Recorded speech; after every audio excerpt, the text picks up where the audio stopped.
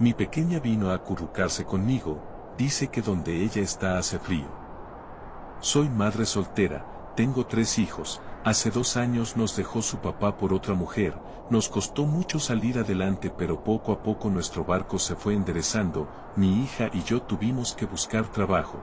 Ella trabajaba en las tardes y estudiaba en las mañanas, era mi pilar para sacar adelante a sus hermanos. Mis otros hijos me apoyaban en casa con las labores domésticas y siendo buenos estudiantes. Un día mi hija llegó más tarde de lo habitual, le dije que hablaría con ella en la mañana pero no me contestó. Supuse que estaba agotada. Al otro día salió muy temprano y no la volví a ver, llegó en la noche y se metió a mi cama y me dijo, mamá, hace frío. Me desperté, pero no vi a mi hija, la fui a buscar a su cama y la cama estaba hecha, salí a gritarle a la calle, nadie la había visto, al trabajo no llegó. Estuvimos casi una semana buscando a mi hija y todas las noches se repetía lo mismo, la escuchaba entrar a mi cama y decir, mamá, hace frío aquí. La búsqueda se intensificó, pero nada, hasta que una noche me armé de valor y esperé a que me hablara, al escuchar que me volvía a decir mamá, hace frío, le contesté y le dije, dime, ¿dónde estás? Ayúdame. Solo me dijo, busca el árbol más grande del cerro. Salí corriendo con una lámpara en mano, y lo que vi me terminó de destrozar. Era el cuerpo de mi pequeña, desnudo y con signos de violencia. Rápidamente llamé a las autoridades y la tapé con un abrigo que llevaba, lloré y lloré porque me habían arrebatado a mi pequeña, a mi pilar. Ahora ella está en un lugar mejor y me ayudó a encontrarla para que descansara en paz y ya no tuviera frío.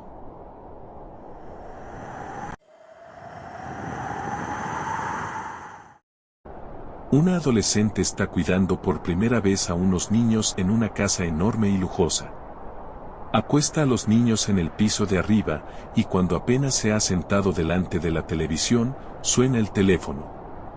A juzgar por su voz, el que llama es un hombre. Jadea, ríe de forma amenazadora y pregunta, ¿has subido a ver a los niños? La niñera cuelga convencida de que sus amigos le están gastando una broma, pero el hombre vuelve a llamar y pregunta de nuevo, ¿has subido a ver a los niños? Ella cuelga a toda prisa, pero el hombre llama por tercera vez, y esta vez dice, ya me he ocupado de los niños, ahora voy a por ti. La niñera está verdaderamente asustada. Llama a la policía y denuncia las llamadas amenazadoras. La policía pide que, si vuelve a llamar, intente distraerle al teléfono para que les dé tiempo a localizar la llamada. Como era de esperar, el hombre llama de nuevo a los pocos minutos. La niñera le suplica que la deje en paz, y así le entretiene. Él acaba por colgar. De repente, el teléfono suena de nuevo, y a cada timbrazo el tono es más alto y más estridente. En esta ocasión, es la policía, que le da una orden urgente. Salga de la casa inmediatamente, las llamadas vienen del piso de arriba.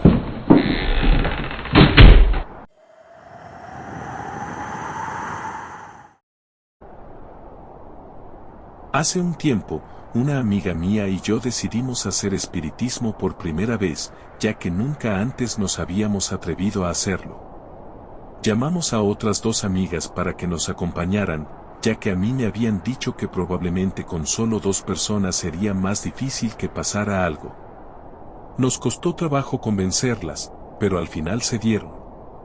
Lo preparamos todo y un poco asustadas, comenzamos a hacer la ouija.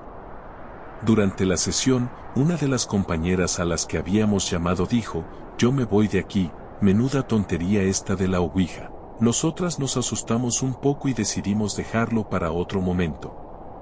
Al cabo de unos días, la compañera que se había ido me llamó aterrorizada, diciéndome que, de camino a casa después de haber ido a estudiar a la biblioteca, al pasar por delante de una casa en ruinas que hay cerca de su hogar, una niña vestida de blanco le había pedido que jugara con ella.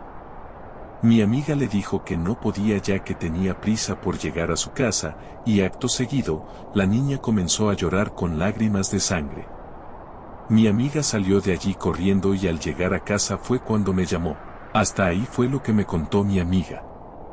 En un principio me lo tomé a broma, pero algo me hacía pensar que mi amiga hablaba muy en serio. En mi habitación comencé a darle vueltas al asunto y me acordé del día en que habíamos hecho espiritismo y de las malas maneras con las que mi amiga se había retirado. Pensé que no tendría nada que ver y me dormí. Al día siguiente esa misma amiga me llamó porque iba a quedarse sola en casa estudiando y tenía miedo, así que decidí acompañarla ya que yo tenía también que estudiar. Cogí un autobús y ya en su casa, nos pusimos a estudiar. De repente, oímos a nuestra espalda un ruido como de arañazos. Las dos miramos y comprobamos horrorizadas que la niña que ella me había descrito estaba sentada sobre la cama de mi amiga, arañando la pared. Salimos corriendo de la habitación y al llegar a la puerta observé que mi amiga no estaba, pero yo estaba demasiado asustada para esperarla. Un rato después, la policía llamó a mi casa informándome de que mi amiga había muerto de un ataque de asma. La habían encontrado en las escaleras de su casa, con una expresión de terror en su cara.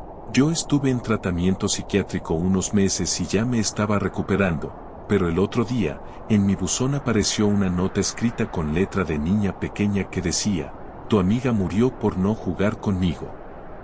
Tengo una muñeca nueva. Yo creo que es una broma, ya que nuestra historia se ha hecho bastante popular en el pueblo, pero por otra parte tengo miedo. ¿Vendrá a por mí?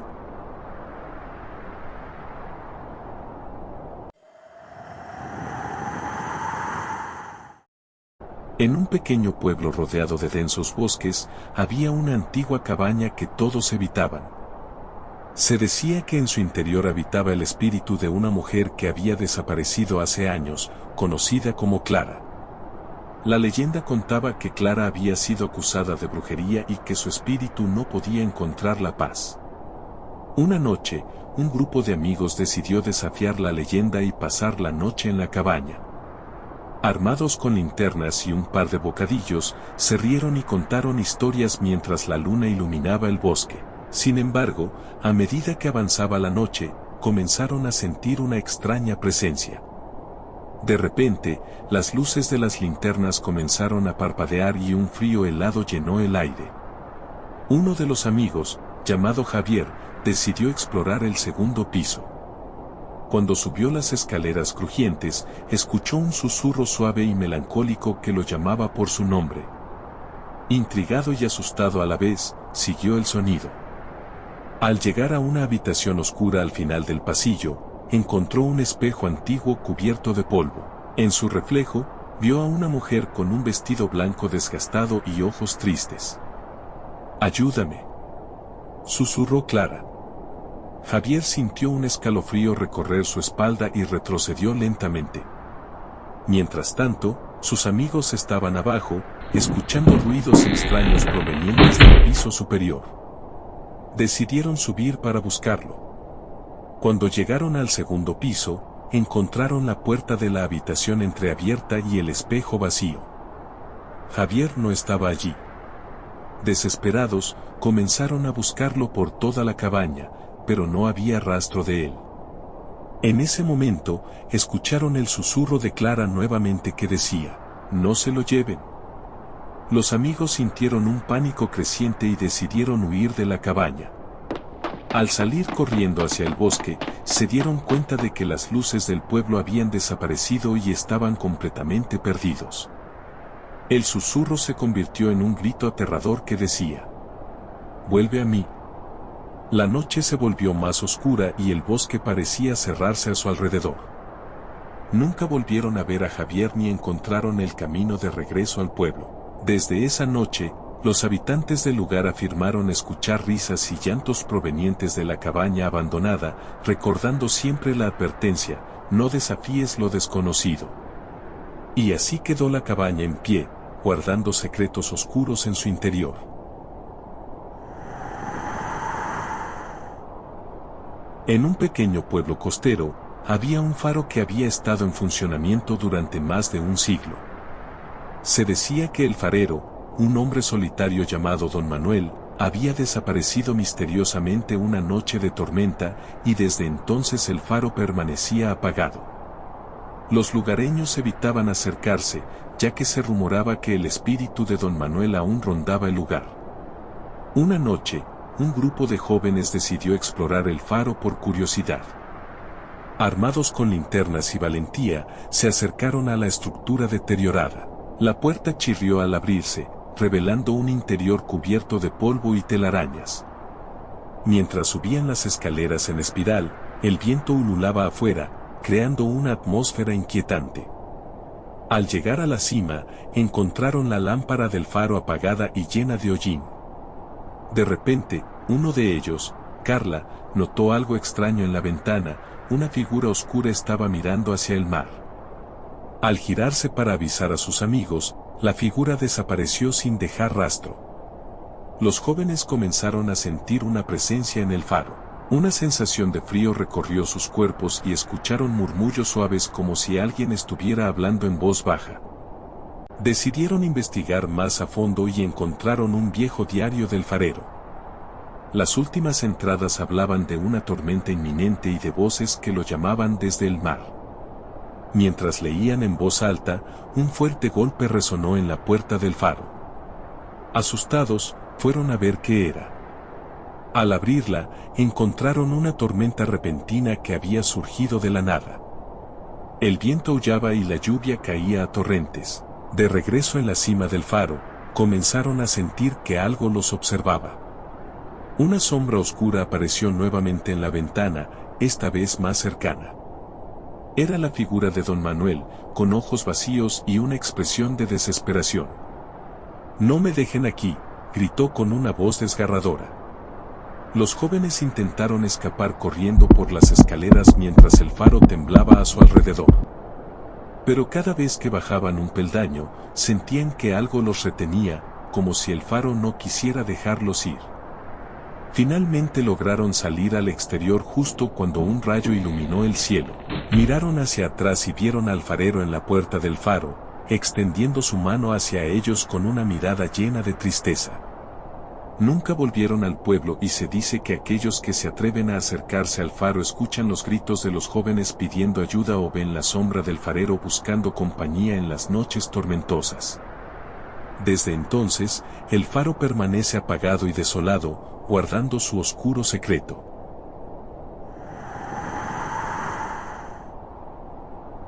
Un grupo de amigas había decidido ir a las afueras para pasar unos días. Se registraron en el hotel y subieron a su habitación a dejar el equipaje, pero notaron un olor peculiar, como si se les hubiera olvidado sacar la basura o no hubieran tirado de la cadena del váter. Sin embargo, todo parecía estar en orden, así que se fueron y no volvieron hasta la última hora de la noche. El olor había empeorado notablemente a lo largo del día y ya era casi insoportable, de modo que llamaron a mantenimiento para que localizara su origen. La persona que les mandaron miró debajo de las camas, dentro de los armarios, incluso olfateó los desagües y las ventilaciones, pero no pudo encontrar la fuente del olor. Al final, limpiaron la habitación con generosas cantidades de productos perfumados, pusieron la ventilación al máximo y desearon las buenas noches al grupo de amigas. La peste estaba, por el momento, enmascarada, y como ellas estaban agotadas, se fueron a la cama. Una de ellas escondió la cartera debajo del colchón, como acostumbraba a hacer en los hoteles. Todas durmieron hasta bien entrada la mañana. Grandes rayos de sol entraban ya en la habitación, caldeándola en extremo. El hedor seguía presente y más potente que nunca. Una de las mujeres, ya bastante irritada, volvió a llamar al departamento de mantenimiento para quejarse. Luego llamó al director del hotel para quejarse un poco más. Un pequeño ejército de personal de dirección y mantenimiento se presentó en breve, y una vez más, rebuscaron por todas partes sin resultado. Sin embargo, todos estuvieron de acuerdo en que el olor era inaguantable, así que dirección ofreció cambiar a las amigas de habitación. Recogieron sus cosas para bajar al vestíbulo, pero cuando la señora que había escondido la cartera hurgó debajo del colchón, tocó algo que parecía sospechosamente una mano humana. Quitaron el colchón de encima de la cama y ahí, en un hueco practicado entre los muelles del somier, había un hombre muerto. Era evidente que lo habían asesinado en la habitación y el asesino lo había escondido entre el colchón y el somier. Había recortado una parte de los muelles del somier para que el cuerpo no formara un bulto en la cama.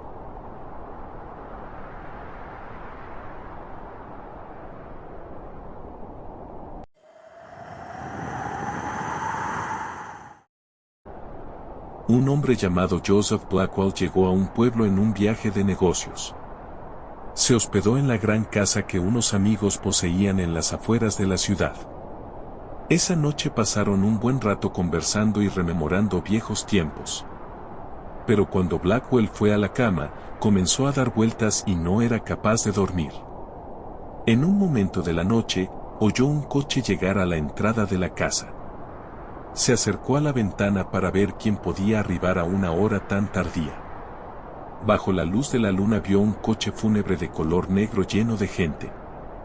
El conductor alzó la mirada hacia él. Cuando Blackwell vio su extraño y espantoso rostro, se estremeció. El conductor le dijo, «Hay sitio para uno más». Entonces el conductor esperó 1 o 2 minutos, y se retiró. Por la mañana, Blackwell les contó a sus amigos lo que había pasado. «Estaba soñando», dijeron ellos. «Eso debe haber sido», repuso él, «pero no parecía un sueño». Después del desayuno se marchó a la ciudad. Pasó el día en las oficinas de uno de los nuevos y altos edificios de la urbe. A última hora de la tarde, él estaba esperando un ascensor que lo llevara de vuelta a la calle, pero cuando se detuvo en su piso, este se encontraba muy lleno. Uno de los pasajeros lo miró y le dijo, «Hay sitio para uno más». Se trataba del conductor del coche fúnebre. «No, gracias», dijo Blackwell. «Esperaré al siguiente». Las puertas se cerraron y el ascensor empezó a bajar. Se oyeron voces y gritos, y un gran estruendo. El ascensor se había desplomado contra el fondo. Todas las personas que habían a bordo murieron.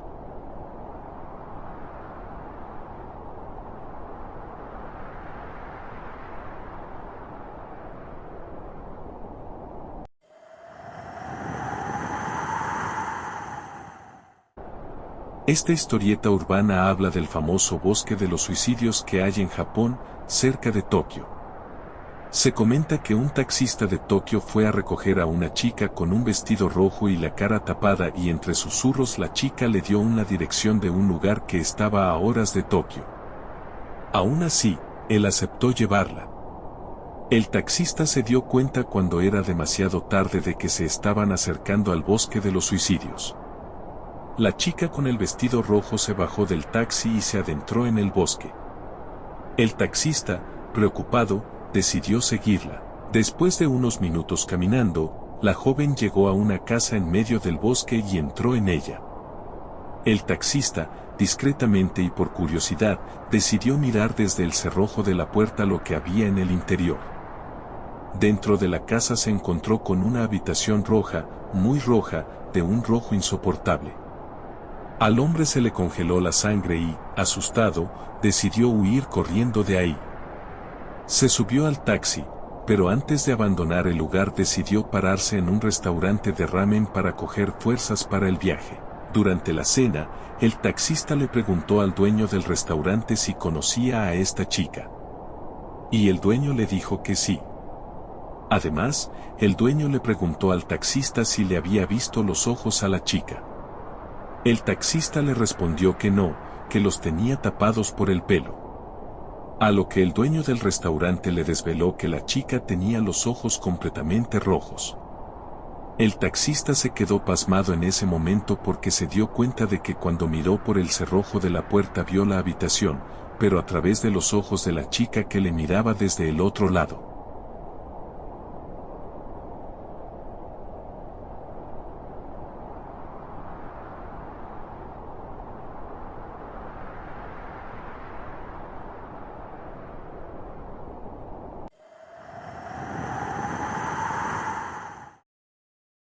En la década de los 70, en Celaya, existió un titiritero de nombre José de Oviedo, conocido como Capi Oviedo. que montaba un show en la ciudad a lo largo de la calle de Hidalgo en el centro de la ciudad o en su propia casa en la misma calle. Cada vez que hacía show, se aglomeraban muchos niños acompañados de sus padres, pues, el Capi, era muy popular en la época. Su show consistía en 33 marionetas en un teatro de metro y medio adornado de terciopelo. Representaba clásicos como La Llorona, Barba Azul o Cruz Diablo. Una noche después de dar show, comenzó a darse cuenta que en su hogar ocurrían cosas extrañas, como el sonido de pasos de marionetas o el desacomode de las mismas. Hasta que un día descubrió que dos títeres, una mujer y un hombre vestidos con trajes de bailarines, se encontraban tirados en el suelo como si hubieran realizado un baile. Días posteriores, se despertó escuchando el sonido de los pasos de las marionetas. El zapateado se intensificaba y parecía que se acercaba a la habitación.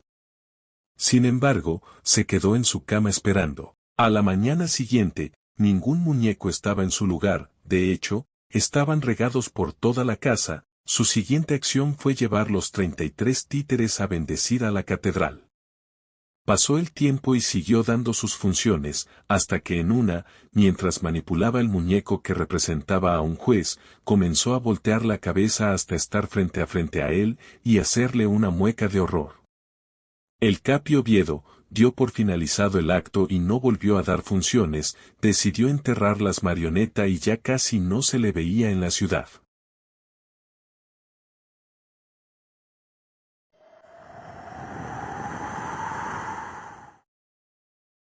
El tren de los muertos. En un pequeño pueblo costero, existía una vieja estación de tren abandonada. Los habitantes del pueblo contaban historias sobre un tren fantasma que llegaba a la estación cada año en el aniversario de un terrible accidente que ocurrió décadas atrás. Aquel tren, decían, llevaba las almas de los pasajeros que murieron en el accidente, atrapados entre este mundo y el siguiente. Un periodista, intrigado por la leyenda, decidió investigar y pasó la noche en la estación. A medida que la noche avanzaba, una espesa niebla cubrió el lugar y el periodista comenzó a escuchar el sonido distante de un tren acercándose. Miró a lo lejos y vio las luces de un tren que parecía surgir de la nada, avanzando lentamente hacia la estación vacía. El tren se detuvo con un chillido metálico, y las puertas se abrieron con un ruido ensordecedor. Dentro, el periodista vio sombras de personas sentadas en silencio, con rostros pálidos y ojos vacíos. Se sintió atraído hacia el tren, como si una fuerza invisible lo empujara a entrar. Dio un paso adelante, pero una mano invisible lo detuvo. Una figura apareció entre la niebla, un hombre anciano vestido con el uniforme de un conductor de tren. «Este no es tu tren», dijo con una voz profunda y resonante. «Todavía no».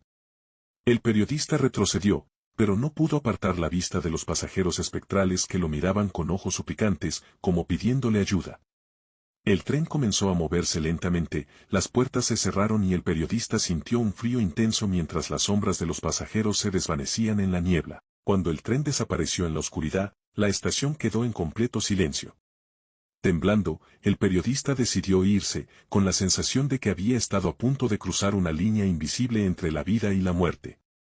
Desde esa noche, el periodista nunca volvió a la estación. Contó su historia en el periódico local, pero pocos le creyeron. Sin embargo, cada año, en el aniversario del accidente, la niebla vuelve a cubrir la estación y algunos dicen que todavía se puede escuchar el silbido lejano del tren de los muertos.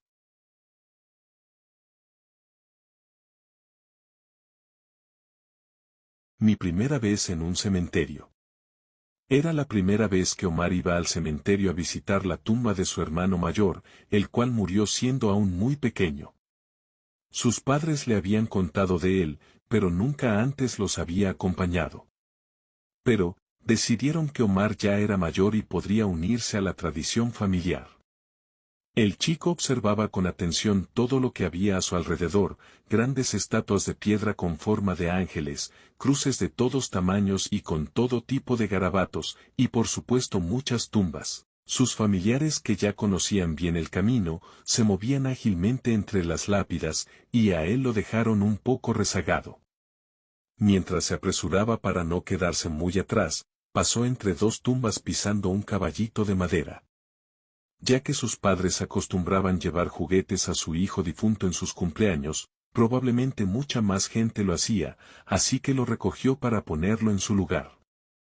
Miró la inscripción de las dos tumbas, y en ambas había enterrado un niño, lo cual le dificultaba un poco para devolver el juguete a su dueño. Así que lo dejó a la suerte, y lanzando una moneda, decidió dejarlo en la tumba a su izquierda. Se dispuso a salir corriendo para alcanzar a su familia, pero su pie se atoró con algo, y mientras estaba agachado tratando de zafarlo, le tocaron el hombro derecho y una suave voz le susurró al oído: «Ese juguete era mío». Aunque el chico volteó lo más rápido que pudo, sus ojos solo percibieron una ligera forma traslúcida que se deslizaba debajo de la lápida a su derecha. Aunque sus pies estaban listos para salir corriendo y quería con todas sus fuerzas hacerlo, no tuvo más remedio que tomar el caballito y devolverlo a su dueño, para después de eso jamás volver a pisar un cementerio.